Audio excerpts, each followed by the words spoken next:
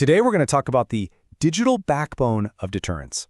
We're going to break down a massive, nearly billion-dollar contract that is completely reshaping how modern warfare is fought in one of the most critical regions on the entire planet. And this isn't just hype. I mean, that's a direct quote from the top commander in the region, General Eric Kurilla. He's basically warning us that the stakes have never, ever been higher. And that really sets the stage for everything we're about to get into. So in this explainer, we're pulling back the curtain on this contract. And trust me, this isn't just about buying some new laptops. This is about building a strategic weapon system where the network itself has become the new battlefield. To really understand why this contract is so important, you first have to understand who CENTCOM is, what their mission is, and the brand new kind of battlefield they're up against. Okay, so what is U.S. CENTCOM? Well, it stands for United States Central Command, and it's the military command that oversees this huge 21-nation area. You can think of it as the nerve center for all U.S. military operations from Egypt all the way over to Pakistan. And right now, that nerve center is being completely rewired for a totally new kind of fight. And this slide just lays it all out perfectly. You see, for the last 20 years, the fight was all about counterinsurgency. The biggest IT headache was just getting enough bandwidth to troops in places like Iraq and Afghanistan. But the new reality, it's what they call great power competition. We're talking about really sophisticated countries who can jam your comms, launch massive cyber attacks, and even physically blow up your network hubs. It's a whole different ballgame. So how in the world do you deal with that new reality? Well, you start with a complete digital overhaul. And that brings us right to the heart of our story today, the CITS contract. Yeah, let's just pause for a second and look at that number. $922 million. This isn't just some minor upgrade. This is a monumental, long-term investment in achieving digital dominance. And here's the key. CITS.CENTCOM Information Technology Services isn't just about IT support. Its entire reason for being is to achieve something called decision superiority. In a fight where things happen in minutes, not hours, the ability to see what's going on, understand it, and act faster than your opponent, well, that's not just an advantage anymore, it's the only way to win. Now, what's really interesting here is the timeline. You can see this isn't some quick fix. We're looking at a potential 6-year strategic partnership. It's designed to evolve as the technology changes and as the threats change, stretching all the way out to 2030. And the core philosophy behind this entire project is something called zero trust. Think of it like this. The old security model was like a castle with a big moat. Once you were inside the walls, you were generally trusted. But zero trust?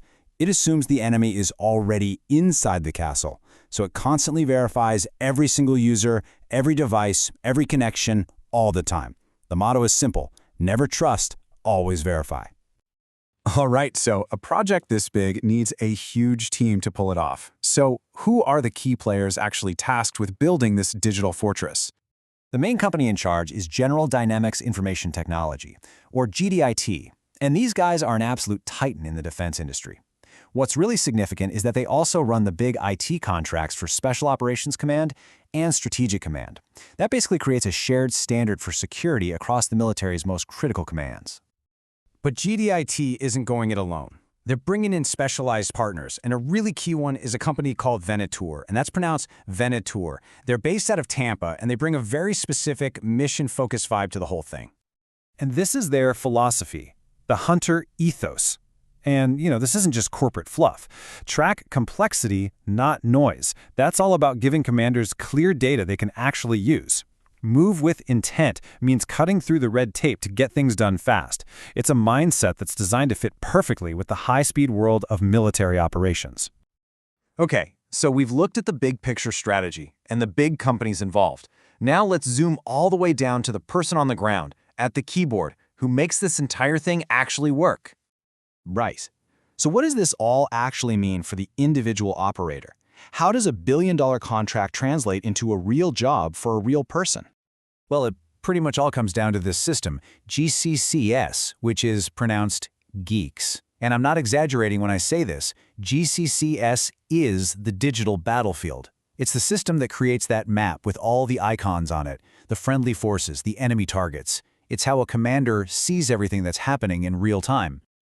The GCCS Administrator has 3 core jobs. 1, make sure that map, the common operational picture, is 100% accurate. 2. Keep the complex Linux and Unix servers that run the whole thing online. And 3. Constantly patch and secure the system against cyber threats. If any one of those 3 things fails, the commander is basically blind. And just look at the requirements for this job. This is so far from your typical office IT role. You need the highest level of security clearance you can get, specialized certifications, you have to be an expert in complex operating systems, and you have to be ready to deploy to the front lines in places like Qatar or Kuwait. Okay, so let's zoom back out now and connect all these dots. How does one person sitting at a keyboard somewhere actually contribute to grand strategy and deterrence? It's a direct chain of impact, really. That one GCCS administrator makes sure the data is flowing correctly, which lets a commander see the battlefield with total clarity, which lets them achieve that ultimate goal we talked about, decision superiority, acting faster than the enemy. That is what modern deterrence looks like. And this really brings us to the most important takeaway of this whole explainer. The CITS contract is not just an IT support agreement. It is a strategic weapons system. Because in this day and age, the network is the battlefield. So I'll just leave you with this question to think about. In an age where a few keystrokes can be just as decisive as a missile strike, how do we even begin to redefine what the front line of national defense really is?